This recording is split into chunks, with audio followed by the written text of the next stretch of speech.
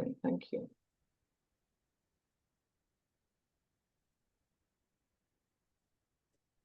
Okay.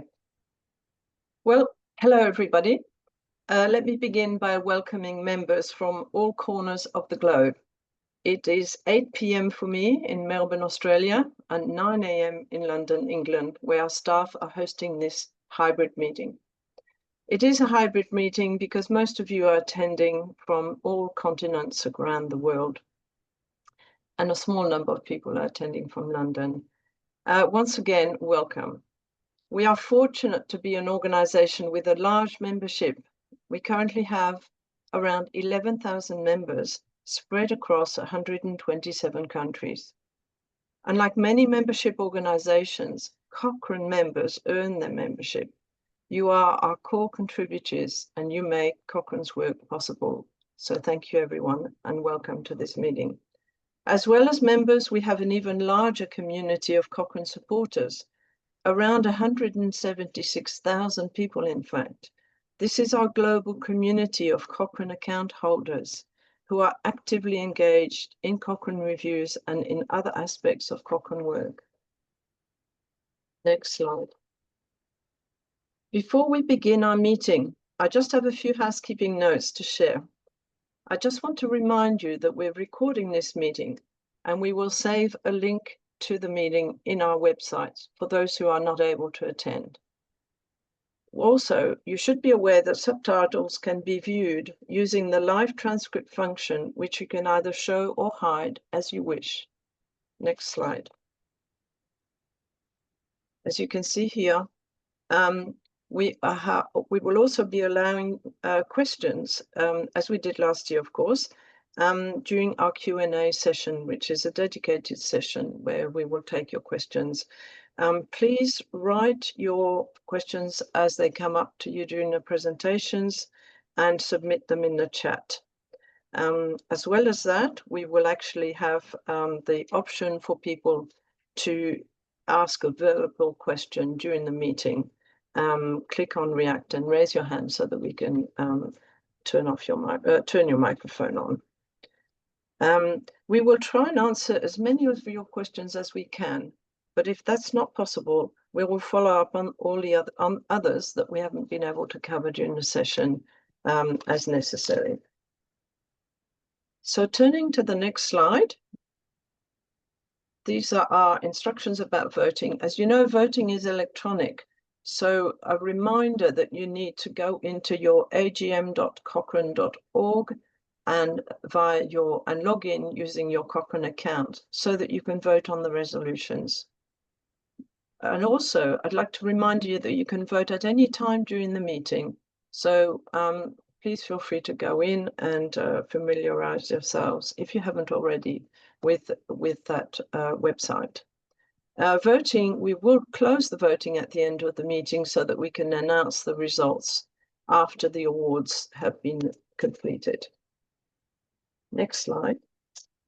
So here is our formal agenda for the 2025 AGM. The agenda includes 3 ordinary resolutions that members will be asked to vote on as we progress through the agenda. And there will be a reminder slide, so you will be prompted to do so. We're required to share the trustees' annual report and accounts with members, and the ones we are sharing this year were completed for the year ending 31 December 2024. So our AGM is really about looking back at the previous year. However, given that we hold our AGM towards the end of the 2025 year, we will make sure that we also spend time looking ahead at plans and opportunities that lie ahead, as well as reflecting on past performance. The meeting, just so you know, will last about an hour, and a slide will come up at the appropriate time for resolutions. Next slide. So let's begin by approving the minutes of the last annual general meeting as an accurate record of the meeting, which was held also as a hybrid meeting in London and online on the 14th of November 2024. So just a reminder to submit your votes by clicking on the link at agm.cochrane.org and logging into your account. So while you're doing that, I will begin my chair's presentation. Next slide. Last year's AGM was my first AGM as chair, having taken on the role in July 2024, and I joined my first meeting of the governing board in Prague in September 24.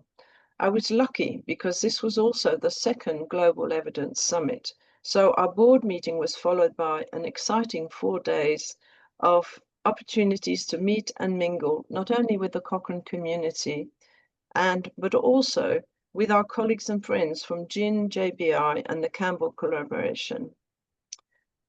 Since then, it has been a busy and productive time for all of us. The governing board, as you may be aware, meets 4 times during the year, and 2 of our meetings are held face-to-face. We have 10 board members in 7 different time zones, so our face-to-face meetings provide a valuable opportunity to connect and discuss the issues that affect this complex organization, and to ensure that we're fulfilling our obligations as trustees of the charity. This photo was taken during our board meeting in Manchester in March 2025 this year. I'm sure you'll recognize many familiar faces. Next slide. I just want to cover our governing board developments, mainly focusing on what's been happening with elected and appointed members of the board. In late 2024, we held governing board elections for 4 vacancies, and the results were announced shortly after the 2024 AGM. It's a sign of Cochrane's strength that we had more candidates standing for election than there were places available. The result was that Jörg Meerpohl from Cochrane, Germany, Vanessa Jordan from Cochrane, New Zealand, and Giordano Perez Gayola from Cochrane, Mexico, were elected for their first term on the board, and Emma Persad from Cochrane, Sweden, was re-elected for a second term. As well as this, in August 2024, Nigel Jones was appointed to the governing board, and he became treasurer when Karen Kelly stood down in December 2024. So looking ahead at 2026, we have 2 elected members of the board, Tamara Credo and Juan Franco, who come to the end of their second and final terms. So elections will be held in the coming year. The governing board appointed Gillian Lang for a second 3-year term from September 25, and Wendy Levinson comes to the end of her term at the end of December 2025. The board had an opportunity to thank Wendy and to say goodbye at our face-to-face meeting recently in Lisbon. But let me take this opportunity to publicly thank Wendy once again for her dedication and wise counsel during her time on the governing board. Thank you, Wendy. We will miss you. So just to complete my round of board developments, we now have 2 appointed members that will be sought in 2026, and this will result in 6 elected members and 5 appointed members. And I say this because our articles of association require us to have more elected members than appointed members. So at that point, we will have 11 board members. We would use the results of a skills and diversity audit to inform the election and appointment processes next year to ensure our board has the right mix of skills and experience that we need to steer Cochrane over the coming period. Next slide. A major piece of work for us this year was the appointment of our new CEO. In March 2025, Catherine Spencer stepped down as CEO, and we appointed Dr. Carla Suarez-Weiser as our interim CEO. The Governance and Nominations Committee oversaw the process of seeking a new CEO and appointed an international recruitment company to manage the search. We are delighted to formally announce to members that Carla was appointed after a thorough process which culminated with final interviews in September in London. So officially, Carla, congratulations. We're delighted to have you as our new CEO. And it's a sign of Cochrane's strong brand and respected reputation that we had a very large number of excellent candidates who were interested in this important role. So Carla will take this opportunity to address you later on in the meeting and to share with you her vision for the future of Cochrane. Next slide. Our key achievements in 2025. Cochrane has a strategy, as I announced last year. We have a strategic plan for a more evidence-informed world, which covers a 4-year period. So 2025 was the second year of the implementation of that plan. And it's based on 4 main goals: producing timely, relevant evidence for those who need it most, improving lives by ensuring everyone can benefit from trusted evidence, collaborating locally and globally to strengthen our community and enhance our impact, and securing our long-term sustainability. Of note this year, I particularly want to highlight that we've had a strong focus on clearing the backlog of legacy reviews and streamlining our editorial services, consulting with the community to identify their key priorities and acting on them, leading Cochrane's involvement with the global evidence synthesis collaboration, and I hope that you've all been following what's been happening there, but there will be an update on that from Carla. And finally, achieving a balanced budget in 2026. All of these and more will be covered in more detail by the Treasurer, the CEO, and the Acting Editor-in-Chief in their own presentations. But let me take this opportunity to thank all members of the Central Management Team for their hard work and dedication during 2025. We at the board are most grateful for their hard work in preparing papers and assisting us in governing this organization. Next slide. I was delighted to join nearly 200 Cochrane leaders at a recent leadership meeting we held in Lisbon in October 2025.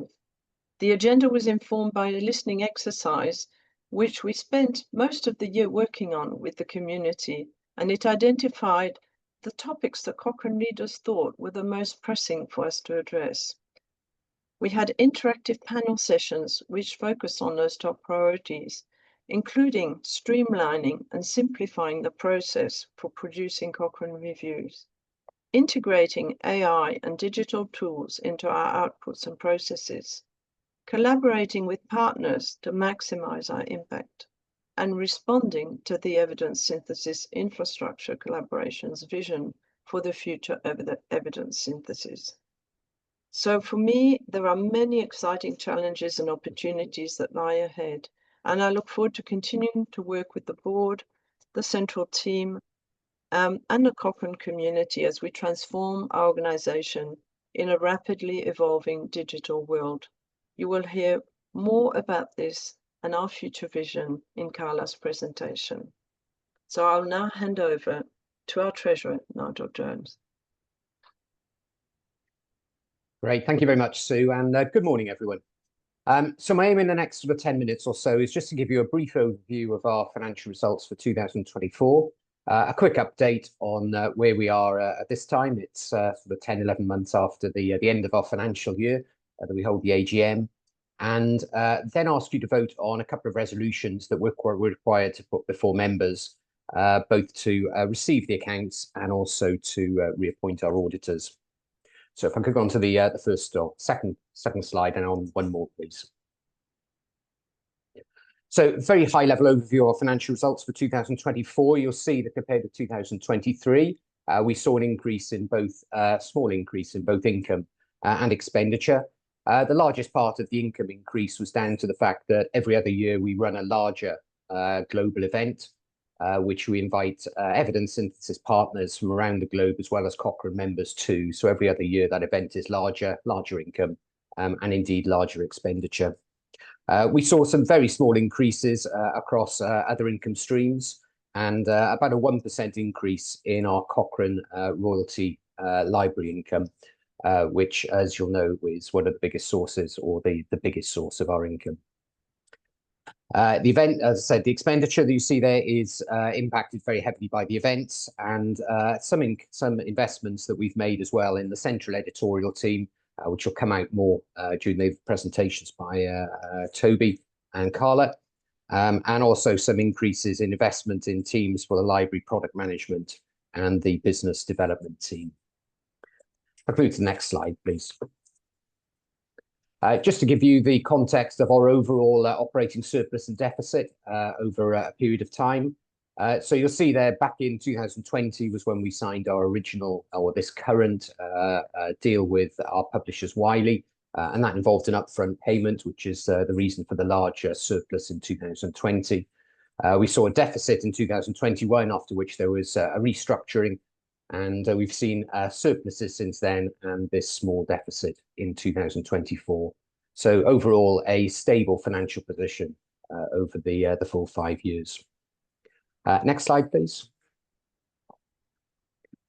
Just a breakdown for you of our income there. Main point to make here really is, as you can see, the dominant source of income is from the Cochrane Library, although it did decrease slightly in importance during the course of 24 versus 23. So in 2023, it was 71% of our income. In 2024, it was 67%. Other sources of income there, you can see the events that I've been referring to, and the growth in that every other year, which 2024 was one. And Cochrane Response provides bespoke paid-for reviews and solutions to clients. Cochrane product income comes from basically making money on the various tools that we use during our review production process. If I can move on to the next slide, please. Expenditure in 2024, we spent, it says there, 10.6 million. So we saw an increase in our development expenditure. That includes the conference that we've referred to, as well as some investment in the staffing of the development team as part of our strategy to seek to diversify our income away from just the Cochrane Library income. We also, you can see from that, invested in evidence production and methods. And again, Toby will come on to that, and Sue has mentioned and alluded to that and some of the benefits that we've had from spending that extra money. Next slide, please.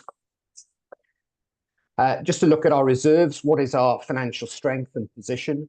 I think it's fair to say you'll pick up a theme coming through the presentations this morning, that we are facing increasing challenges as well as increasing opportunities. And I'm pleased to report that our reserve levels are healthy going into that period of greater challenge and inevitably increased uncertainty around our finances. We have very similar level of reserves to what we had in 2023, and we're in a good position going into that, facing significant challenges, but also having the benefit of reserves to enable us to take the decisions that we need to confidently and boldly.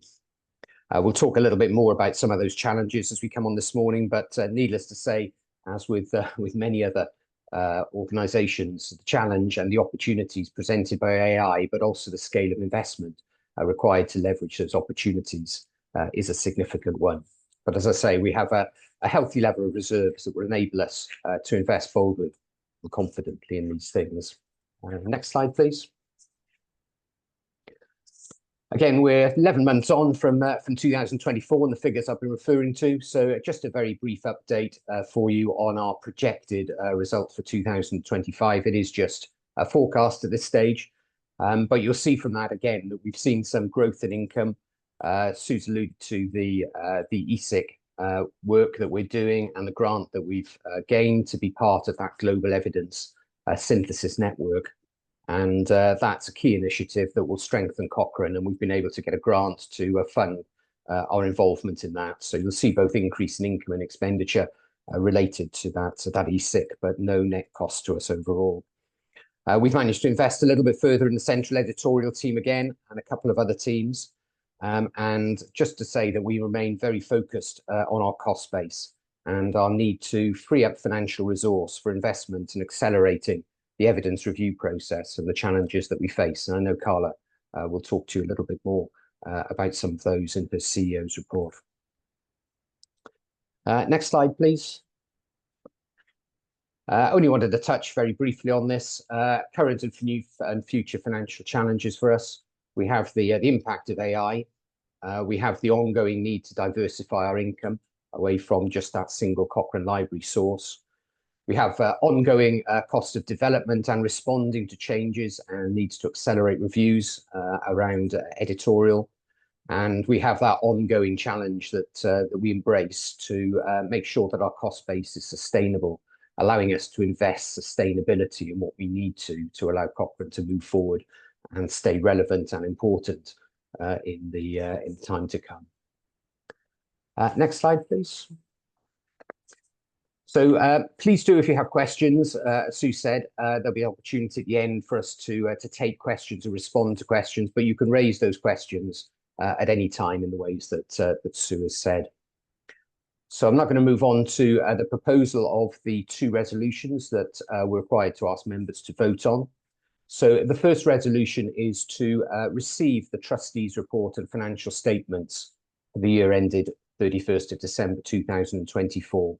Just to be clear on roles here, it's the board's responsibility to approve the accounts, which the board has done.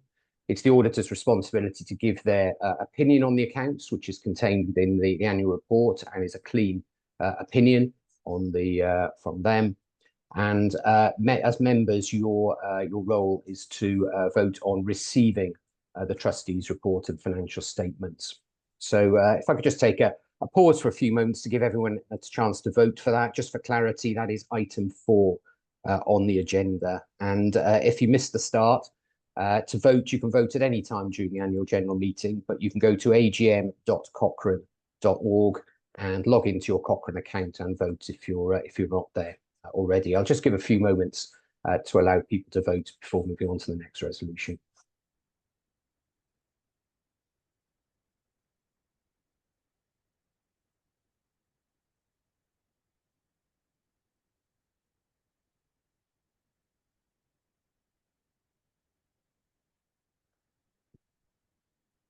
Great. So as I say, if you're catching up, please don't worry. You can vote at any time during the meeting and before the question and answer session at the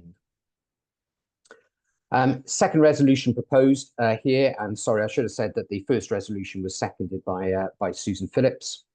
The second resolution that we propose is item 5, and that is to reappoint Price Bailey as auditors until the conclusion of the annual general meeting in 2006. So that essentially means that they will audit our 2025 accounts.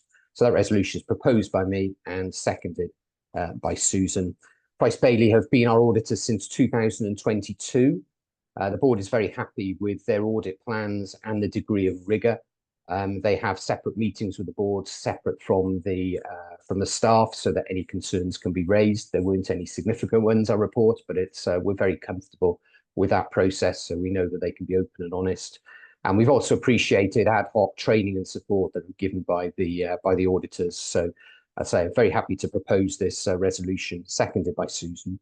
And if you could vote on that, please, and I'll wait just a few moments while you get an opportunity to do that.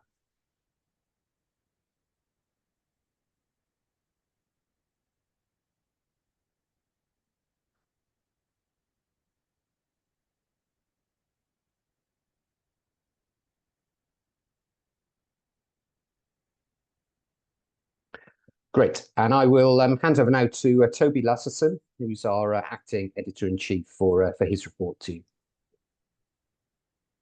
Thank you very much, Nigel. Hello to you wherever you are in the world. I'm going to present the report from me as your acting editor-in-chief. So move on to the next slide, please, Veronica. So I'm going to start my presentation with data.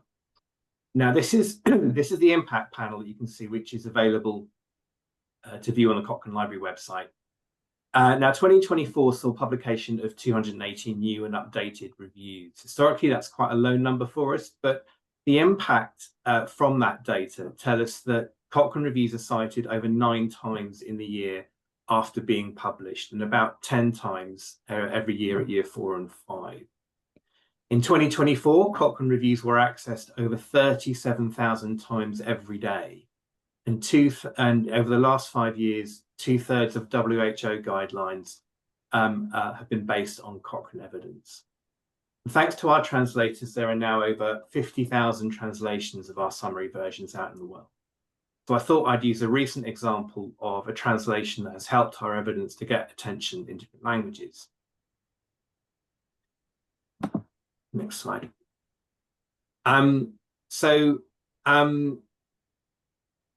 In October, we published an updated review showing that skin-to-skin contact between mother and baby after childbirth leads to better outcomes in babies. And it saw considerable attention in Spanish-speaking press outlets, as you can see here. Now, it's exciting to see press coverage of Cochrane evidence, but attention like this is fleeting, as we know. Next slide. Yeah. So I mentioned the proportion of World Health Organization guidelines that include Cochrane evidence. And in 2025, WHO guidelines on maternal bleeding after childbirth, malaria, rheumatic fever, nutrition, and tuberculosis have all drawn on evidence from our reviews in formulating their recommendations. And we should be proud to see Cochrane reviews, many initiated with the involvement of guideline groups, being used in this way, being produced and used in this way. And we look forward to close working on more projects in the future, many of which align with our scientific strategy.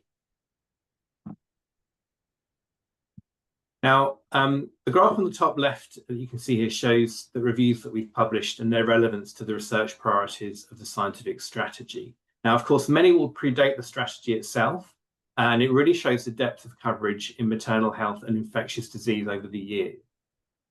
I hope future versions of that graph will show much better convergence across the research priorities, and we see increased production of reviews particularly in multiple chronic conditions and planetary health and sustainability.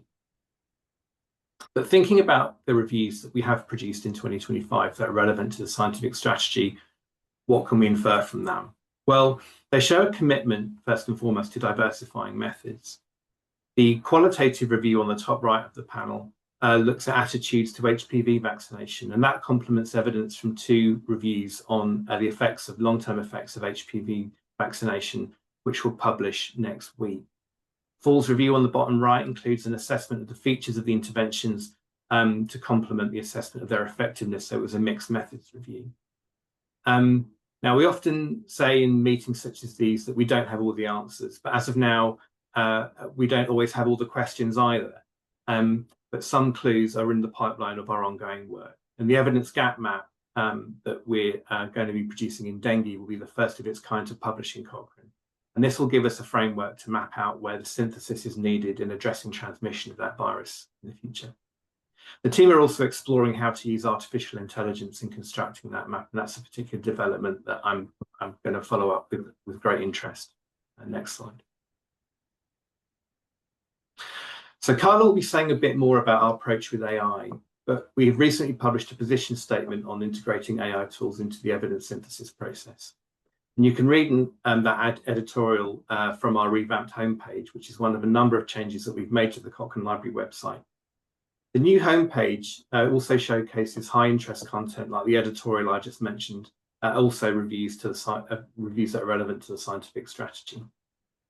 And looking to other changes we've made on the website, you can now see retracted publications in Central, which is an important commitment to research integrity. And there are article level metrics for individual reviews and protocols. So you can see how often they've been cited, how much their full text downloads, and also their Altmetric score. We've also released icons so users can see the type of access that they have to published content. And in August, we launched a new feature that displays authors' ORCID IDs where available. And this ensures proper credit for researchers and strengthens transparency and trust in academic publishing. So turning to the metrics that have understandably been a focus of concern for many people, we're pleased to share some encouraging data on editorial decision times in 2025. Now, this year marked a major transition with all submissions coming directly into the Central Editorial Service team for the first time. The team has worked incredibly hard to manage not only new submissions, but also those transferred mid-process from Cochrane groups, all while striving to reduce turnaround time. Across reviews, updates, and protocols, we've seen significant progress in 2025. Our target median times to final decision, which will be reviewed and we think refined in 2026, are either on track or already been met. So while some decisions, particularly rejections for updates, are still taking longer than we'd really like, the overall trend from the data is positive. And this reflects the impact of our recent efforts to clear older submissions and continuously improve editorial workflows. We know that there's more to do, and we're committed to making further progress in 2026, and we'll continue to report back and keep you informed as we move forward. So I'm going to just talk a little bit about the Cochrane Evidence Synthesis and Methods Journal as well. CESM is now officially live in PubMed Central, and its articles fully discoverable via PubMed. And the methods and statistics tutorials, which are a regular feature in the journal, are proving to be very popular indeed. And one of the tutorials on continuous data has been accessed over 20,000 times. Now, there's heightened interest in AI, as we know, and its role in evidence synthesis, but also some uncertainty about how it should be used. And earlier this year, the journal featured a collection of articles on AI and evidence synthesis, highlighting the growing number of evaluations of automation in the systematic review process.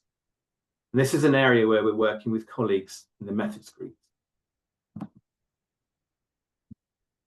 So in an era of artificial intelligence and diversification of methods, we continue to learn and benefit from the expertise of our methods groups.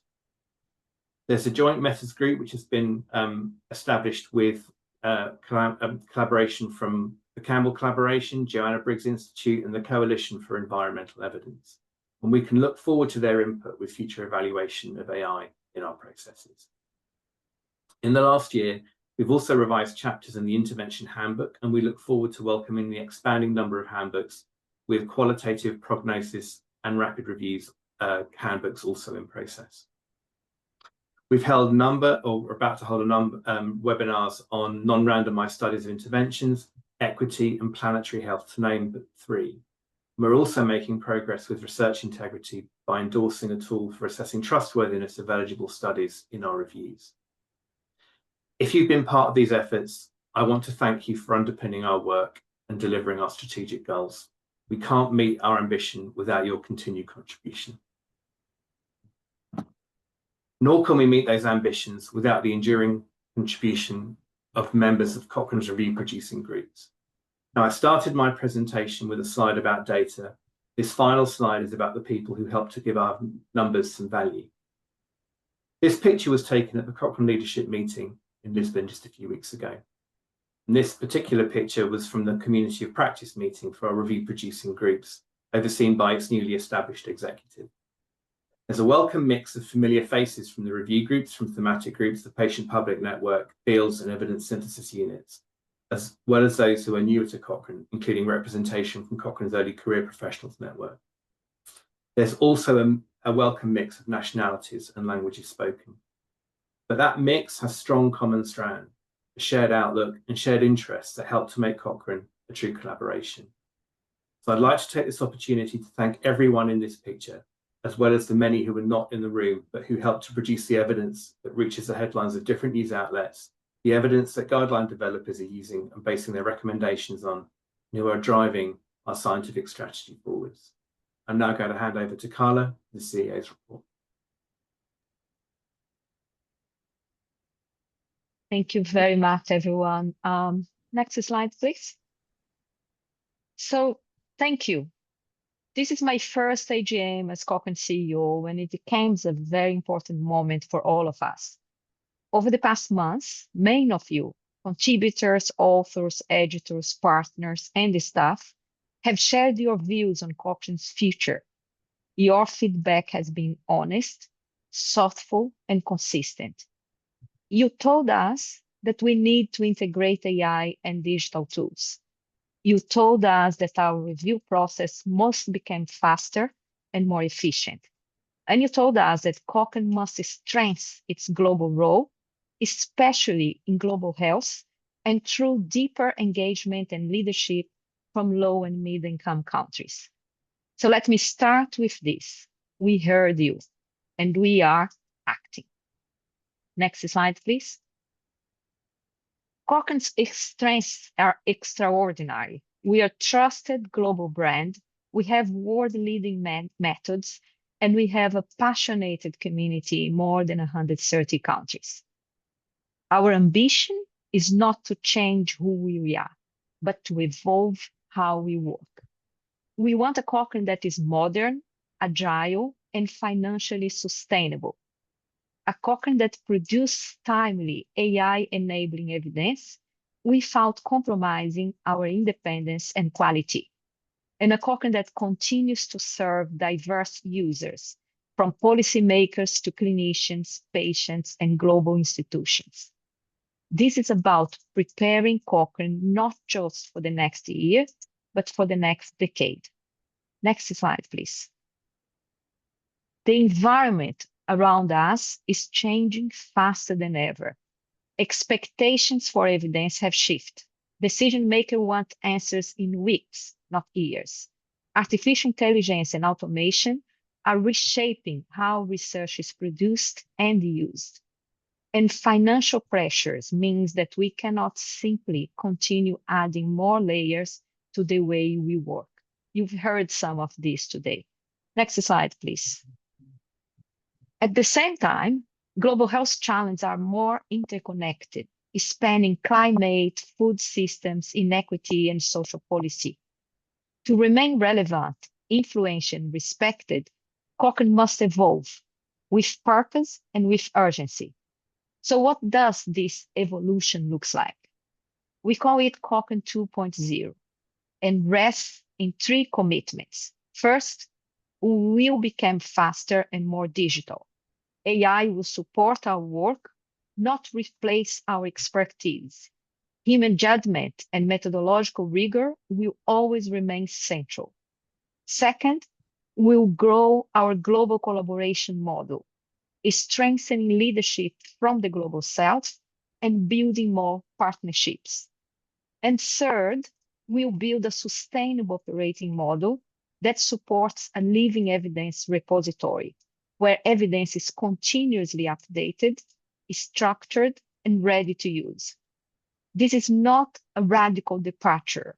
It is the next chapter in Cochrane's story. Next slide, please. One important part of this journey is our evolving role within the Evidence Synthesis Infrastructure Collaborative, or ESIC. ESIC is building a global, cross-sector, AI-enabled evidence synthesis ecosystem. The principles guiding this work, partnership, openness, equity, and leadership from the global south, mirror our own values. We are now working on a pilot that will allow us to test an AI-enabled living evidence pipeline with human oversight throughout. And we're also exploring how Cochrane methods groups can help develop standards for evidence that moves faster but remains trustworthy.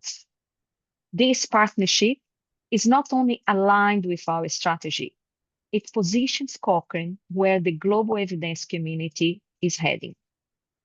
Next slide, please. So what can we expect in the year ahead? 2026 is a year of focus and foundations. We will stabilize and simplify operations. We will launch our first AI-enabled pilot and begin test new workflows. We'll continue to streamline process, and we start building the structures that we need for the long-term sustainability. And we do it in a realistic and phased approach, not everything at once, but meaningful progress that lays the groundwork for what comes next. Next slide, please. And as we move forward, some things will remain constant. Our independence, our commitment to scientific rigor, our global community and collaborative spirit, and our mission to produce trusted evidence that improves health and care decisions worldwide. Transformation will change how we operate, but not who we are. Next slide, please. And this is a moment that we need courage, collaboration, and constructive challenge. But it's also an enormous opportunity to build a Cochrane that is stronger, more connected, more open, more influential than ever before. And I want to thank all of you, our contributors, partners, and staff, for your honesty, your engagement, and your commitment. We are ready for this next chapter, and I am very honored to walk it with you. Thank you. I think I'm now passing it back to Susan Phillips. Yes, thank you. Thank you, Thank you. Carla. So we're now, and thank you for that inspiring talk, Carla. We're now at the members' questions section of the meeting. So just a reminder that some of you have posted questions that I saw already in the chat, and others can put their hand up as well, and we will also ask you to let us know what your question is. But the session will be moderated by our Head of Governance, Lucy Johnson-Brown, who has been monitoring the questions that are coming through. So I'll just ask Lucy whether you can let us know a little bit about what questions have come up. Hi, can you see and hear me? Yep. Yes, So, we can. There've been a few questions submitted while we've been talking, and one of them, an interesting one from Eva Madrid, it says the new website's great. Nevertheless, it catches my attention that there's a large message that greets you saying statistics that save lives, which in a way conflicts with the definition of evidence-based medicine that we've been promoting for years. What's the rationale behind that message around statistics that save lives? I think I'm probably going to ask Carla, can you have a go at answering that one, or? I think I'm going to ask Toby to answer because Toby was involved on this. Sorry. So I think I have a huge amounts of involvement, Carla. I'll give the best that I can do though. So statistics that save lives. So I think it really is about the data that we put into our reviews, and fundamentally, I think that gets at the heart of what that strapline is really about. So I think that was the main the main emphasis that we wanted to place on making sure that people understood that the job of producing evidence was about putting data together and to put it into a format that enables practice altering or often life-saving decisions to be made. Thanks, Toby. Yes, I realise that these were all written before your time in the role, so I totally understand that. I think I might just ask Lucy to move on to the next question. Well, just because Toby's already speaking, Toby, there's another one here from Mike Clark that I think probably you're best to answer again. What's the strategy for updating the thousands of Cochrane reviews that have not been updated for several years? Recent years seem to have focused more on new reviews, while the number of reviews in need of updating increases every month, including those with studies that were identified but not included some time ago. How many such reviews are there? You might not have the exact number, but if you could answer the question generally, Toby. If the question for the old reviews is still relevant, shouldn't they be prioritised around doing new reviews? Excellent, excellent question, Mike, and one that that I think has kept me awake the most at night. I'd say in the role, it's about the older reviews.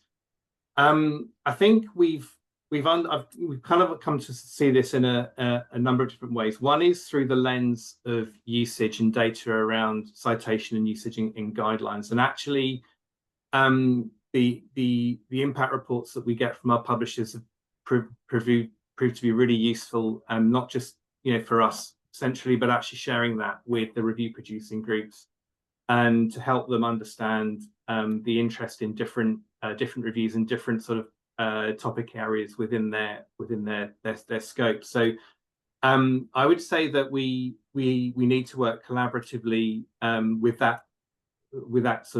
the community of the groups that are out there producing them.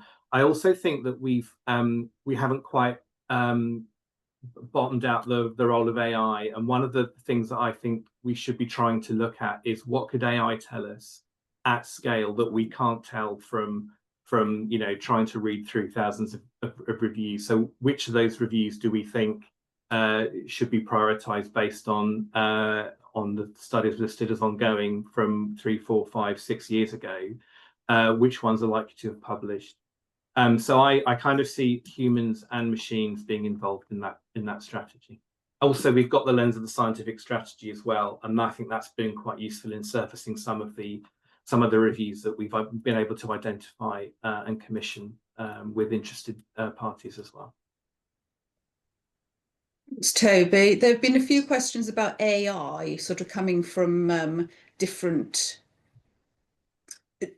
ways. One of the questions was, is AI going to be captured in our strategic risk register as a key risk? I answered quickly saying yes, absolutely. The risks and opportunities of AI are captured in sort of quite a complex risk register. But then there's another question about, sorry, just scrolling up here, the staged implementation of AI in evidence synthesis. I can answer this.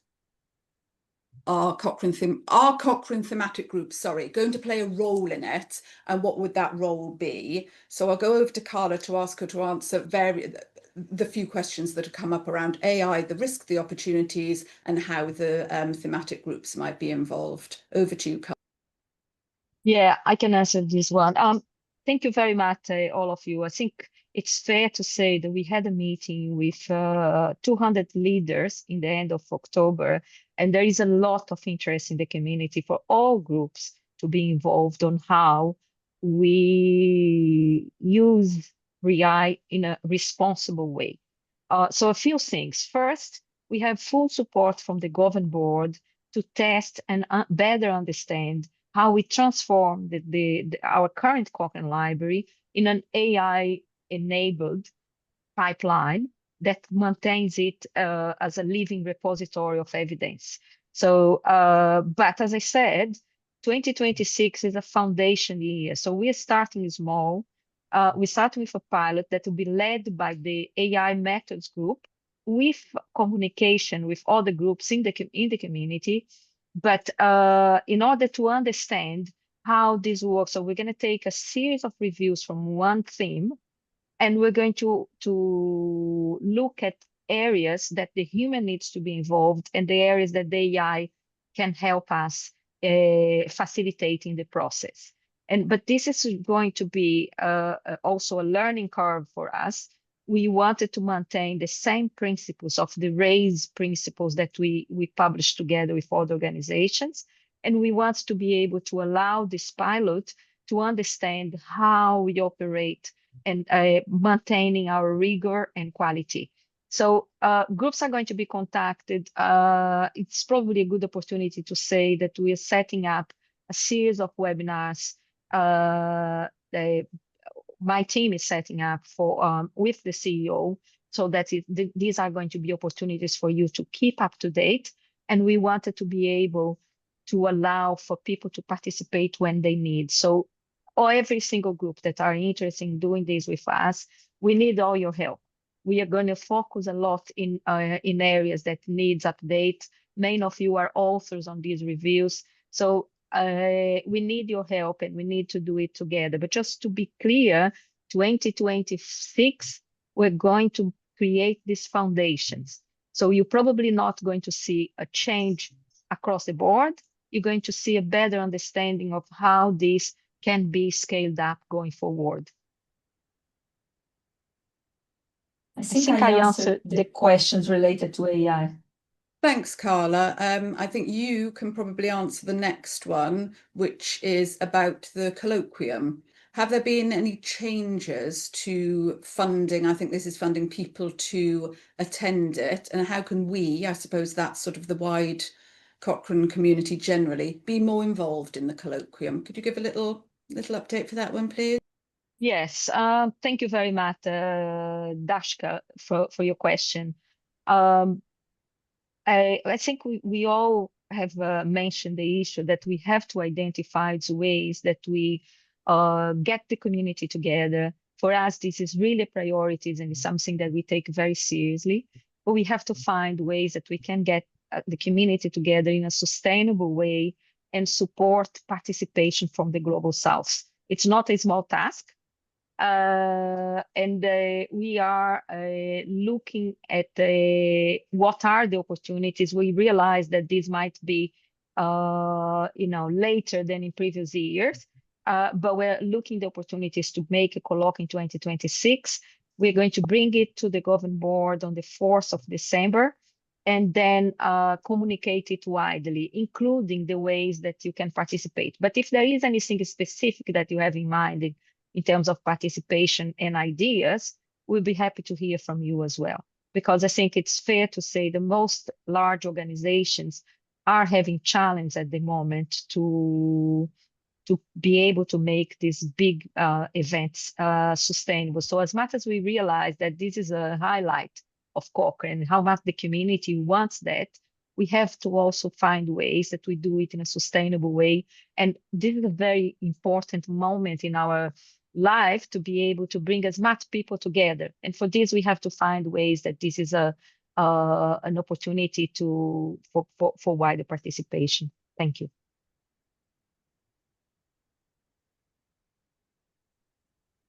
Thanks, Carla. There was a question submitted. I think this was actually before the. Can you hear me? Yeah, we can hear you.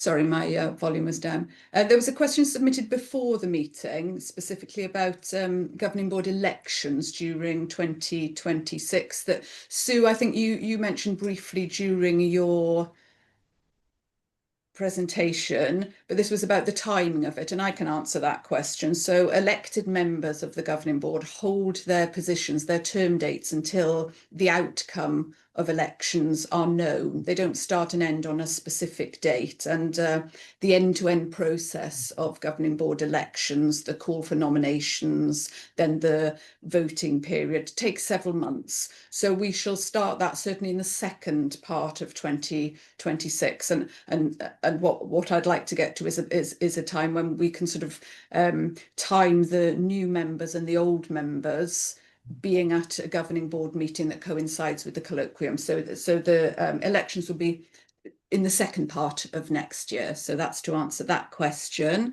And I think that's probably the end of the questions, actually, unless anyone wants to raise anything else.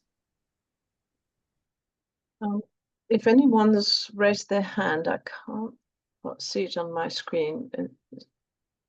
I had one, says Jack Nunn. Oh, Jack, sorry.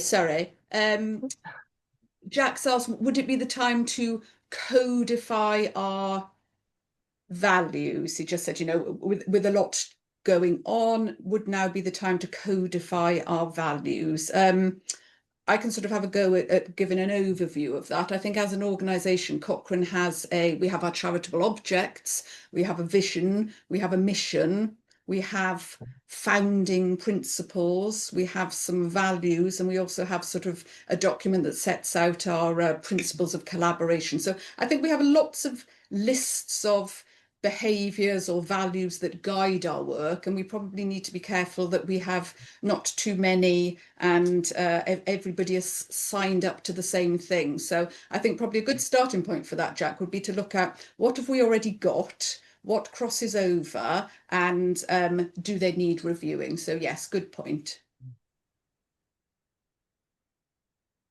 Thank you, Jack. Are there any other people who had a hand up? Okay, I think maybe not, but if you think of something between now and the end of the meeting, we'll keep an eye on the chat and we can answer your question after the meeting. So at this stage, I'm just having a look after the members' questions. We're doing the awards and the prizes. I just want to let people know that the voting is now officially closed. And we will, I will hand over to Emma Sinervo, formerly Persad, our board member, so she can handle the awards and prizes, and we'll come back to the results after that. Over to you, Emma. Thanks so much, Sue. Hi, everybody. It's really nice to be with you here today, and it's really a pleasure to be able to announce the awards for 2025. If we go on to the first award here, this is the Anne Anderson Award. And Dr. Julia Finkelstein has been awarded this prestigious Anne Anderson Award for 2025 in recognition of her outstanding contributions to mentoring and advancing the role of women in evidence-based healthcare.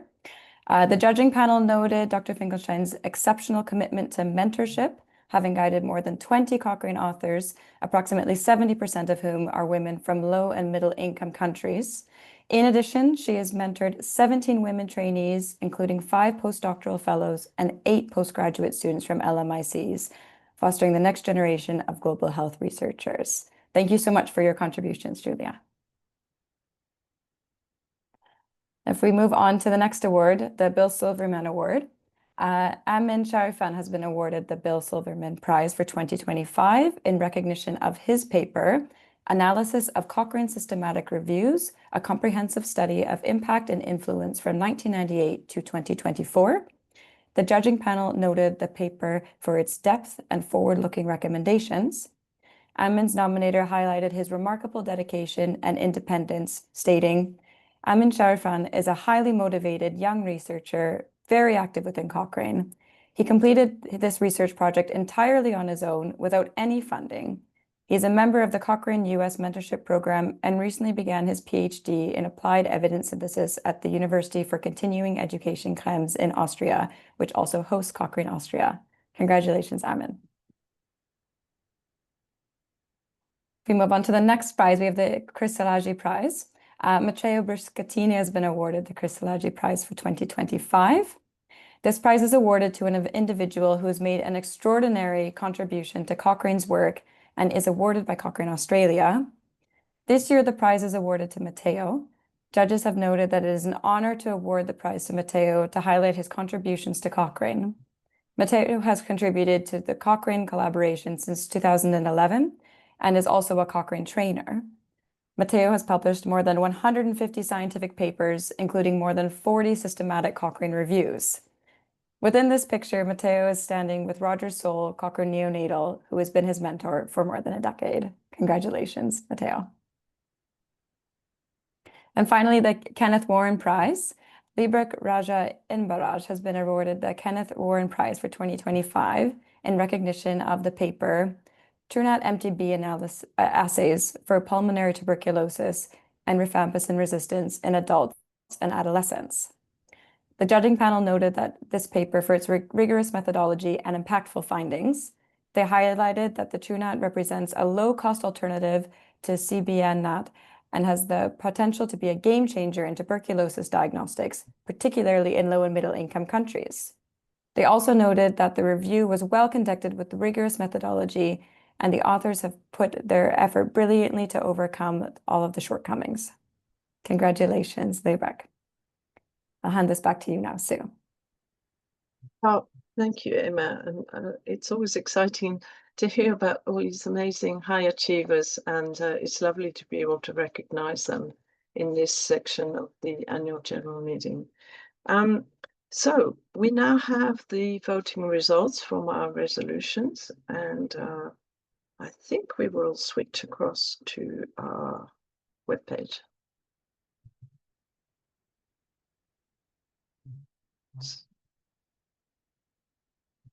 Here we are.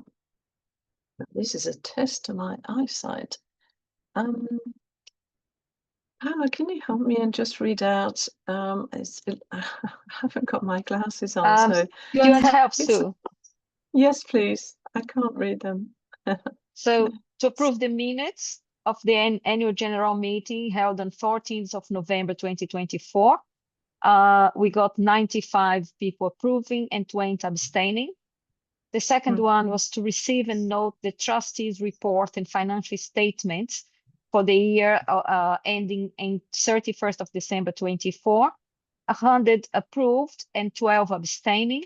And the third one is about reappointing Pricey Bailey as auditor until the conclusion of the annual general meeting 26, 101 approved and 14 abstained. Wonderful. Thank you, Carla. So that means that we have officially approved all our annual general meeting resolutions. So thank you everyone for voting.